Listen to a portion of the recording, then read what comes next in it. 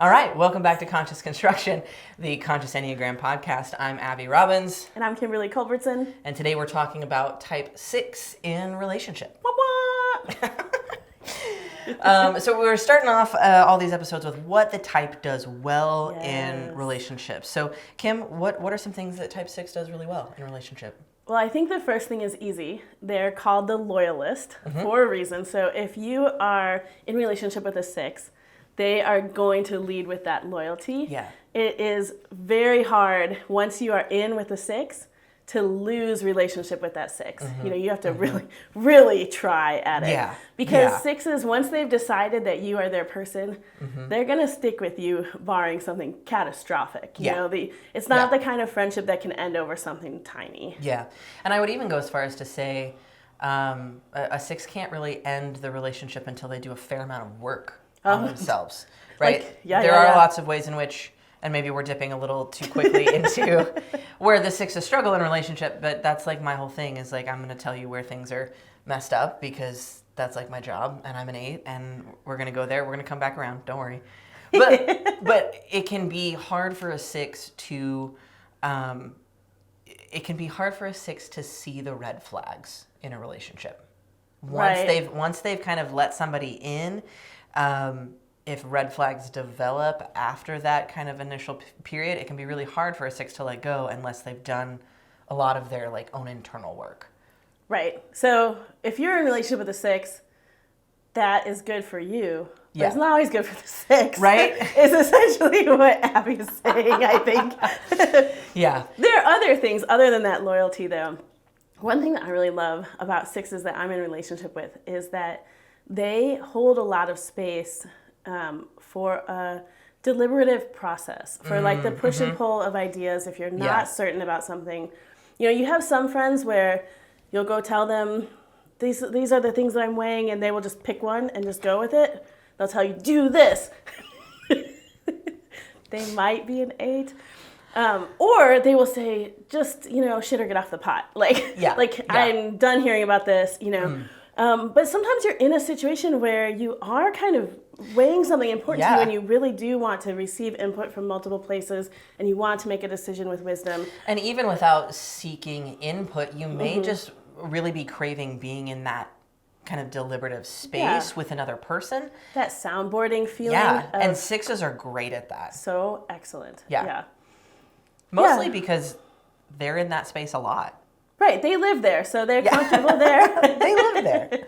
Yeah. Well, and because 6 is the anchor point. We're starting, remember, on this first equilateral triangle. So it's always 3, 6, 9 in the center of the Enneagram. So last week we did 3, and now we're moving around to 6. And they're in, actually, 3 to 6. Right? You got to do it this way so it shows up on the camera, right? We started at 3, and now we're moving to 6. Okay. Anyway, they're in the center of that head center, and so they wrestle anxiety, and so they can make space for anxiety. They can make space for that push-pull deliberation, and that can be really beneficial, especially when you're in a situation that you need to think something through, but you don't want someone to decide for you. You're not looking for advice. You're looking for someone to ask really good questions, for example. 6s tend to be very good at that. Yeah, 6s are incredible at asking questions. 6s want the details, and so 6s are really, really good at getting to know people fairly quickly because they're listening, they're tuned in, they're paying attention. And this is one of the things that we talked about with 3s a little bit as well, is like they're going to pay attention, they're going to like be engaged in the relationship, and I think 6s even more so because they really are, they have that head center curiosity. Sure. And they're so keyed into relationships being in the compliance stance that they're very very attuned to other people, and I think that's a real asset in relationships. Yeah. Also, 6s are very good at holding like the narrative of a relationship. You sometimes would see that through the lens of nostalgia. Yeah. So I was in a community group once, and we decided to have an Enneagram dinner. Yeah. So everybody had to bring something that represented their Enneagram type. Nice. So that sounds fun. I brought Chick-fil-A nuggets with every sauce as the 7, so you could try every single sauce. Yeah. But the 6 in our group brought his grandmother's cookies. And then he told a story of making those cookies with his grandmother. And it was just really special. And so I think 6s, because they are kind of building a catalog of this is why this is a good thing. Yeah. They're constantly in that, like, kind of, is it good? I don't know if I trust myself. But because of that, they keep track of the good things. Yeah, and they very well. hold mementos for it. You know? So if you have like a 6 in a company, for example, they might be able to really easily tell the narrative of here's some really wonderful things that have happened over the years. This is why this is a great company to work for, because they're paying attention to that whole narrative story, maybe more than the other types, I think. And I think 6s do that because it gives them a sense of direction. It gives them a sense of clarity about, I mean, it's good for the relationship, it's good for the organization, but they're really doing it for themselves because, again, they've lost that sense of like inner authority. So they're holding on to this narrative to kind of give them the direction they need to stay with whatever it is that they're doing. 6s really do bring a lot of value to their relationships because they care about them so deeply. For sure. And as we know, when we get into the Enneagram, everything that is good can also be a little bit of a problem. Right. And so there are definitely some ways that 6s struggle in relationships. And I think we can start by talking a little bit about that push-pull. Yeah. So when we talk about the push-pull, I think we hear a lot about it around 4s. Sure. But 6s have a very similar kind of push-pull that happens in relationships. And it's not that they're, 4s do it in a kind of like, oh, it looks pretty when it's far away, and then I bring it close and it's not quite as good, so I'm going to push it away again. And there's that kind of like momentum with it. For a 6, it's this real desire to want to trust other people.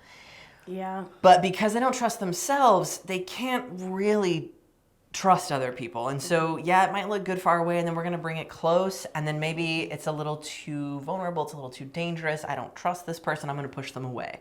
Or I'm going to test them. Right. Which is something you hear a lot when 6s talk about their relationships, is there's kind of a testing process that people that want to be in relationships with 6s kind of have to go through so that 6s can know that they trust them. Yeah. And it sometimes is born out of their lack of self-trust or self-image, even a little bit. Yeah. In the sense that they might know that they love you. So they're loyal to you, but they are questioning and suspicious of whether you care as much for them. Ooh, and so some of that push away can be to see if you meet them with energy coming back. To say like, I care about you, I will keep you even if you pick at me, but will you keep me if I like push at you a little bit? And it really is born out of, I don't know if I believe what I am perceiving, and so that is like the quintessential struggle and a fear of the 6 is that they can't actually know. They don't feel certain of what they know. Yeah, that's really hard. I think the other thing that comes up with 6s, and we see this in the compliance stance types as a whole, so also with 2s and 1s. You mentioned holding the narrative for a relationship or for a company or those sorts of things. And that can be this really beautiful thing that allows you to like touch into these really sweet and kind moments. Sure. Yeah. It can also be the narrative of how you've done them wrong. That's true. Right? They'll keep you, but you'll know it. Yeah. There is something around when a 6 gets in conflict, again, because of that lack of self-trust, right? It immediately reverts back to, I should have known better. Here's all the reasons why. I'm going to hold on to this. I'm going to hold on to this narrative for when I need it to support whatever decision I'm trying to make. Right? So it can feel very much like a straw that broke the camel's back sort of situation with 6s sometimes, where it's a lot of little things over time that when 6s pull out their scroll of everything that's ever happened in your relationship, which they have, if that doesn't come out even, right, that one little thing, right, like I loaded the dishwasher wrong one too many times, it's going to be it's going to be a cumulative harm for them. That's what they're experiencing, is not just the one time you did it, but every other time you did it as well. Right. And I think that's definitely something when we talk about how we support sixes, is like to be mindful of the fact that like it's really hard for a six to let those things go. Right. And I mean, the good news is they're also keeping hold of the positives. Yes, absolutely. But maybe not in that moment. Yeah. But I think it can be really difficult when you're in a relationship with a six and you have what feels like a fight about this thing, and all of a sudden it's about everything. All these things. Yeah. And that can feel really overwhelming. Mm-hmm. And so finding some tools that work when you're in a relationship with a six to say, like, I hear that you have this list of things. Yeah. Can we focus on this thing first? You know, and then we can come back to whatever you feel is important. Or something like that you've kind of pre-agreed upon can be really useful because they are building a case, a pro-con case for most things in their life as they go. And so when you tip over into the con side, there's a case on that side too. Yeah. You know, I think it's important to circle back. We talked about how we're starting on the inner triangle, what I like to call the Bermuda Triangle of the Enneagram, because again, the dominant center here is not available for personal use. So the sixes are taking in all of this information from the head center, right? But they don't have the capacity to work with that in a logical way. So they're having to work with it in a very emotional way or a very gut-centered way, which, man, like, I feel like in a lot of ways the gut and the emotions can get along a lot better than the head can get along with either the gut or the emotions. Like, the head is a hard center to get along with. Emotions don't really jive with the head center. Your gut instinct doesn't always jive with the head center. And so to be taking in all this information from the head and really viewing the world that way, and then not having that center to kind of parse out and work with what you're taking in, that's really difficult. Yeah. And that's where we see this need for the sixes to like hold these long lists and, you know, to kind of keep this tally going in relationships, this need to do the push-pull thing. You know, it's good on some sides and it's challenging on the other, but it's all like, whether it's good or it's bad, it's stemming from the fact that, like, you know, they don't have the innate ability to deal with how they're viewing the world. And that is really, really challenging. Sure. And then I think we can also add, in terms of the struggles, is that sixes are kind of managing their anxiety by planning for the worst case scenario. Yeah. And so you tend to know, like, what are the ways that this could go wrong? And so because sixes have such a beat on that, they spend a lot of their energy actually managing things that don't ever happen. Yeah. So, but occasionally it does. It does. And again, it's like there's that split between it's good for the relationship occasionally, but it's actually really challenging for the relationship a lot of the time. Yeah. And a lot of times the way that they've worried about it, the way that they've planned for it, doesn't necessarily stop that from happening. It might, and it might make them more prepared for it when it happens. But in some ways, you know, a lot of that worst case scenario planning is like wasted effort. Yeah. Yeah. And if you're in a relationship with a six who's directing some of that worst case scenario at you, that or can something be, you're working on together. Yeah. Yeah, like, this is never going to work, or what, you know, like, what if you start that business and we go bankrupt and we end up homeless, or you know, like, and it could be really tempting to be like, that is ridiculous. That doesn't help with a six. That doesn't help. Yeah, it actually doesn't, because it's just going to raise the defenses. Yeah. Which is really any type that you call crazy or ridiculous is right up with the wall. But like, you can see how taking in all of the information from this like logical head-centered place, all of these facts, right? And then only being able to respond to them from an emotional place. Of course, you're going to be focused on these worst case scenarios. You're going to be focused on all of these things that could go wrong. And I mean, to some degree, it is a little ridiculous. And I think sixes know that, right? Like they're aware of that.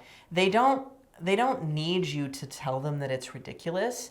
They need you to hear their emotional experience and walk with them through it. And maybe to reassure them that we have resources if that happens.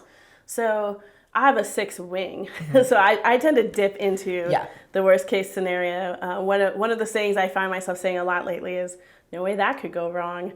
Partially because of some situations that I find myself in some of my consulting work. Yeah. But like I immediately am like, people say something and I see 10 ways this could go wrong, which makes me a great consultant. And there's a lot of my energy, right? Yeah. And so what I want to know is not that you think I'm ridiculous, but that you also see the potholes ahead. And if we land in one, here's the resources. Yeah. So, okay, well, if we're going to go this way, let's be aware of this and this. And, you know, if the business isn't doing well, this is how much of a runway we have. This is the time when we're gonna say like, okay, we tried and we're not going to go past this point because that could put us in danger of losing our house or whatever. Yeah. And so having a plan for big decisions where there is a reasonable fear that it might go sideways, and in the worst case scenario, it could go sideways epically, to kind of know where the guardrails are and say like, I see your fear, I respect it. Yeah. Here's the plan, here's how we'll know. You know, to put some of that resourcing around it can be really, really soothing. Yeah. Well, and you know, often when we talk about the 6's kind of worst case scenario, we tend to lump that in like the cons for relationship. But there are so many ways in which it is really a pro for the relationship. When we talk about the Enneagram and we talk about kind of the deeper work that it stems from, one of these key pieces is the law of 3. And essentially, it's how we move past polarity, and it's embodied by the 3 types on the triangle. The triangle is the symbol for the law of 3. And you can really see it played out with, you know, when we look at the really like positive aspects of each type, you see the 3 as this like yes. It is the yes energy. It's the what we call first force. It's what generates things. It's what starts things. But that's never enough to get us anywhere.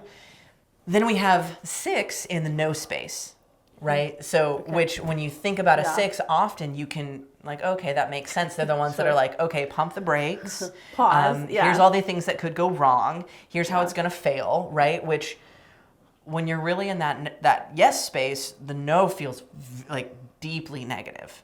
But it's what we call second force, and it's necessary to move to something different, to move to something higher. Now, we could just get stuck bouncing back between yes and no, which doesn't help anyone.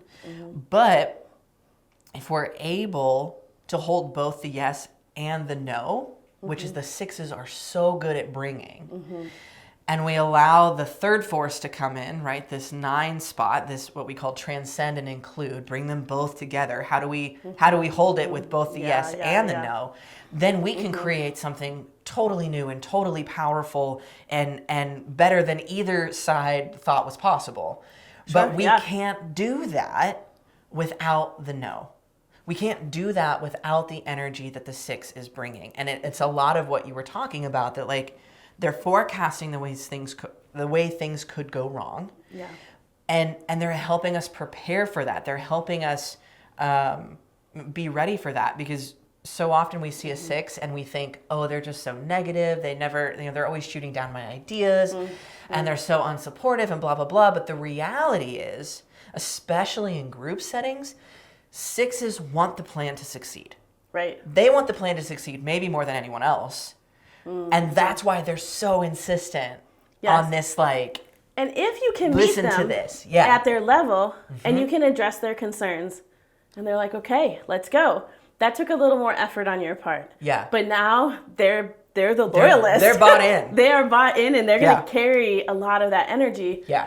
Because they also, in groups, people know that if the 6 is bought in, you're chances of being safe are higher, you know? Well, and so this is what's so interesting about the 6. Before we jump into like what a 6 needs to do in their work and how to support a 6, what's so interesting about this is that the 6s are often called the devil's advocate. That's another word for the 6. Right, yeah. And most people don't know where the term devil's advocate comes from. It's often thrown around.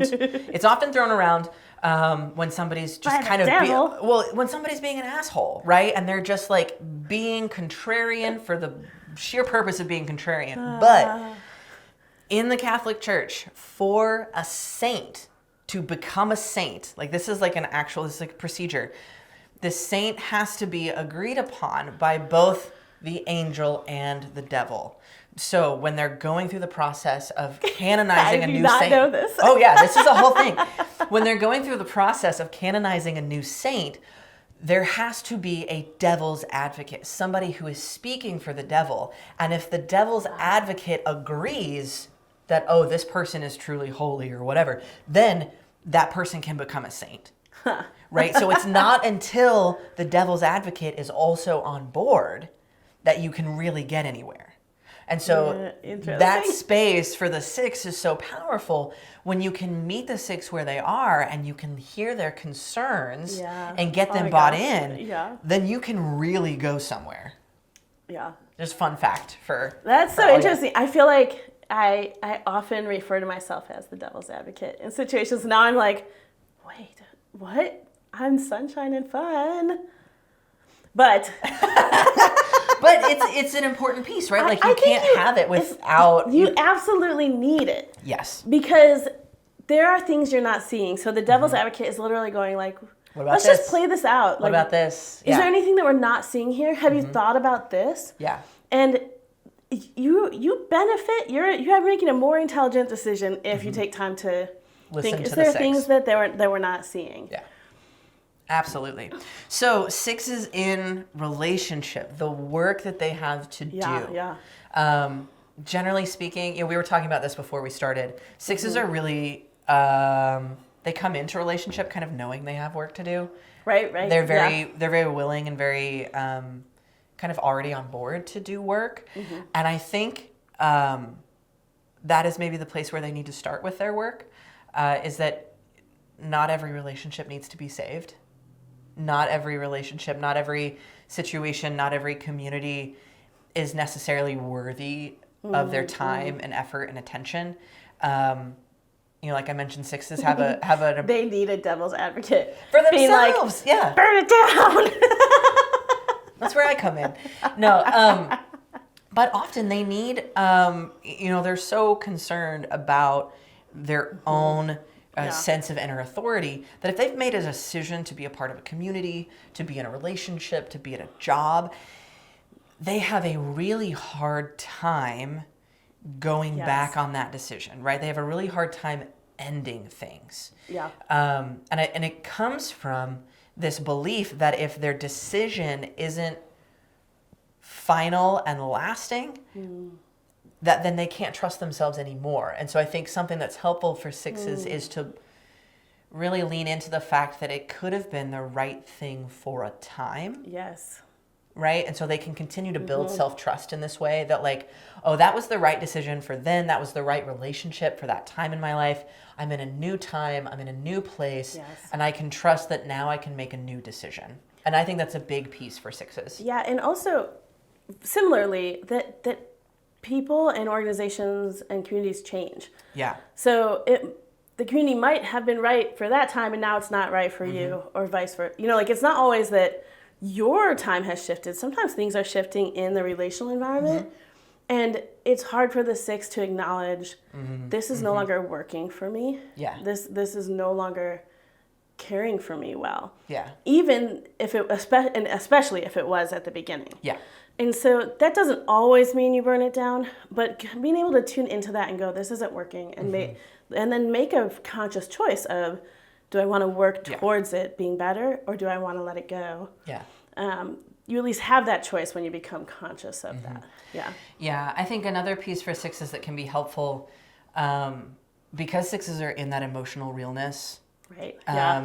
Conflict resolution style, they can come in with a lot of intensity. And being that I kind of live in intensity land, that's not always super helpful. And it can be really challenging for relationships. Especially when your identity is really rooted in being in certain groups and relationships. Yeah. And even like in the starts of relationships, you know, sixes can get really gung-ho about a relationship and put a lot of energy and attention before they've had time to really do their test, right? And so they can get really gung-ho and then immediately pull back and be like, oh, that's, you know, no, never again, blah, blah, blah. But just to be really mindful of that intensity pattern and how, you know, in my experience with intensity, it's like the energy coming at the beginning, it's going to have a reverse at the end, right? If you're not paying a lot of attention, if you're not being really conscious of your energy, right? Like chatting with someone online and being like, oh my God, like this person's amazing, blah, blah, blah. Yeah. And then meeting them in person and being like, oh my God, no, I could never.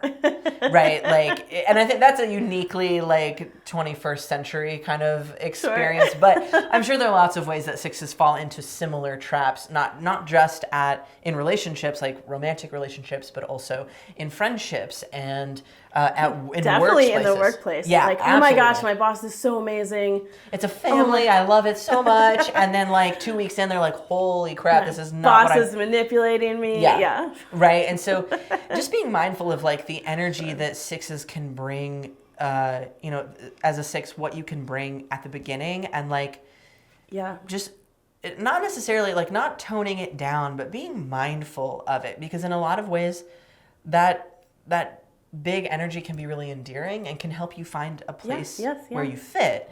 But just to be more mindful and maybe more protective of that energy. Yeah, and even just to take kind of some steadying space when you feel that swing. Yeah. To say like, okay, I was really stoked. Now I'm really upset. Yeah. Have I had enough time to get all the information? Can I sit with how I'm feeling about this? Yeah, that's so good. That's so good. We talk about this a lot in yoga, the idea of like moving off the pendulum, right? So you're at the high, then you're at the low, and you're bouncing back. Can you take some time to step off the pendulum and see things, you know, use that great six forecasting ability and see things kind of apart from this swing, right? Can you allow your emotions to calm, to settle, and give yourself the space that you need to make a more informed decision? Yeah, absolutely. So let's talk about if you are in a relationship with a six and you want to support them in this work. Yeah. Oh, you know, everyone in the head center moves pretty fast. The energy, the kind of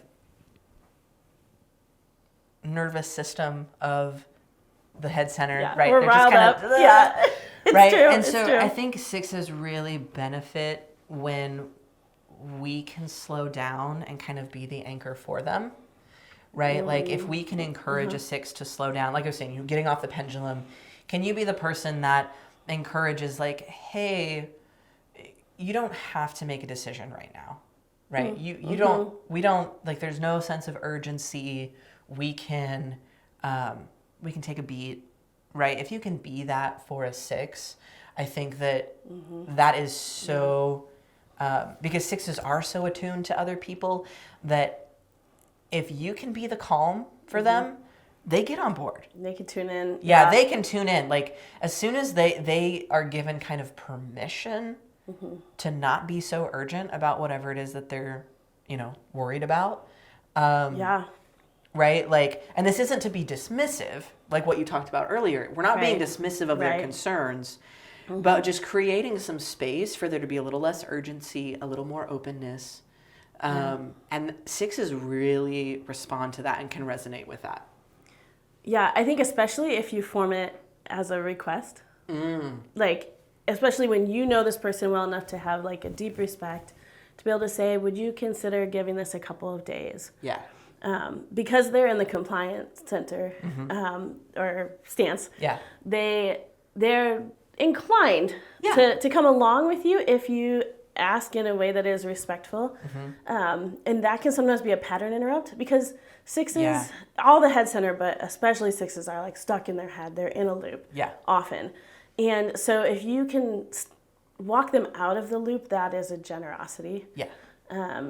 But before you can be in the space to do that, you have to prove that you're on the sixes side. Yes, right? For to sure, some degree, you know, like we talk about the testing and how that's like, that's kind of annoying, and sixes, you should stop that, whatever. But like, really, to some level, we have to play along if we want to be in relationship with sixes, right? And so there is some level of, oh, I'm going to show that like I'm concerned about what the six is concerned about. I'm not going to diminish their fears or whatever. I'm going to be in them with them. I'm going to be with them in that. And that's going to create a lot of buy-in when you're wanting to do that pattern interrupt later on. And it's worth noting that the six is experiencing fear. So they might be kind of coming across to you in a heated moment as like hysterical or ridiculous. Like, well, if you start this business, we might end up on the streets with our children. And you might feel like, what? Wait. But they're experiencing real fear. And so to help them move out of it, it almost never helps to say, like, you're not experiencing what you think you are. You know? And so when you can give space to, like, I know you're feeling really afraid. I would like to take this slow and talk through the options and what are the resources and what would we do. You may not actually want to do that, but if you're willing to do that for your person who's a six, then you're being respectful to the fact that they are in an uncomfortable place. And there's something really beautiful here. There's something really beautiful here that I think is worth noting, is that like when you're in relationship with a six, you know, we talked about how like encouraging them to slow down and have this pattern interrupt, etc. But there's also a piece of like, in some way they're encouraging you to slow down as well. And I think that there's a lot of value in like every relationship. And one of the gifts that sixes bring is that like we could all stand to slow down quite a bit. And there is a lot of value in that, and it's especially clear in relationship with sixes. And then I'll just add, in terms of supporting sixes, if you're able to help them calibrate their inner wisdom, to like point out, you know, you thought this through and you knew what you wanted. So yes, you got input from these four places, but I just want to point out to you that before you got all the input, you already knew. And just to like kind of gently push on, you actually do know more than you fear that you don't know. Well, and when a six is coming to you for advice, turn it back on them, right? Give them the opportunity to talk. Questions. Instead of giving advice, ask good questions. Give them the opportunity to think for themselves. And then not only will they be more likely to actually come down and make a decision, but then they're going to trust you so much more. Because the worst thing you can do for a six when they're asking for advice is give them advice. Dang. It's true, though. That's actually true for so many people. Maybe the most for a six, because it kind of reinforces the idea that they don't have that internal compass. But a lot of people are asking for advice, but what they want is empathy. What they want is a guide to help them by asking good questions so they can discover what they're not conscious of yet. So good stuff. That's really all the types, but especially the six. All right. Well, I think we've covered it. All right. Well, six. Thank you all so much for watching. Be sure to drop a comment down below, especially if you're a six. Let us know how we did. Drop any questions, comments, whatnot down below. You can find all my work at consciousenneagram.com. And you can find me at kimberlyandcoach.com. All the links are down below. Also, the link for the Conscious Construction, the Conscious Enneagram Patreon is down below. If you're liking these videos, please consider joining us on Patreon. We're getting ready to start some really cool things over there.